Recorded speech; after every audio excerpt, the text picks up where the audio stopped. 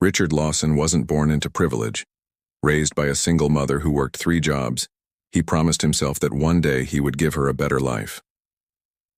By the age of 20, he had already founded his first company, building affordable software for small businesses.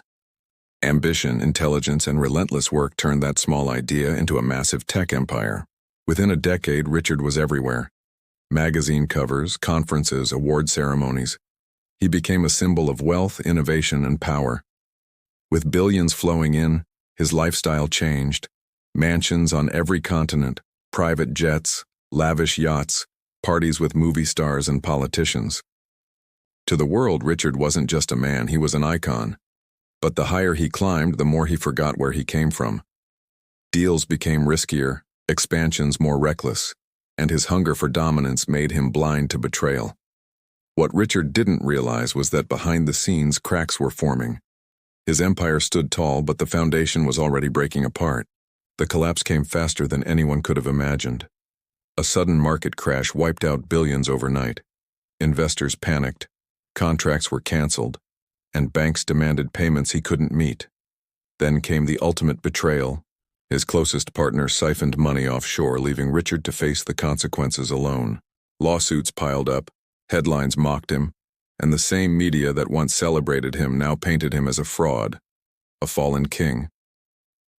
Within weeks, everything was gone. His companies, his properties, his reputation. Reporters camped outside his mansion, broadcasting his downfall to the world. And the final blow? He lost the home where his mother still lived, forced to sell it to pay off endless debts. For Richard, it wasn't just the loss of wealth. It was the loss of dignity. Richard vanished from the public eye. From boardrooms and red carpets, he now sat on a park bench, unshaven, ignored by strangers who once begged for his autograph. Nights were long and cold. He often stared at the ceiling of his cheap apartment, replaying every mistake. The man who once commanded thousands now had no one. His friends were gone, his name erased from the world of power. But fate had one more twist. One afternoon, a young entrepreneur approached him timidly. Richard barely recognized him. It was a man he had mentored years ago, when he still had everything. "You gave me a chance when no one else did," the man said. "Now it's my turn to believe in you." Those words pierced Richard's heart. For the first time in years, he felt a spark, the reminder that his true fortune was never in money but in the lives he had touched. With nothing left to lose, Richard decided to rebuild. No more billion-dollar skyscrapers, no more risky games of power. He started with a small project, a mentorship program for struggling entrepreneurs, teaching them how to survive where he had failed. The beginning was tough.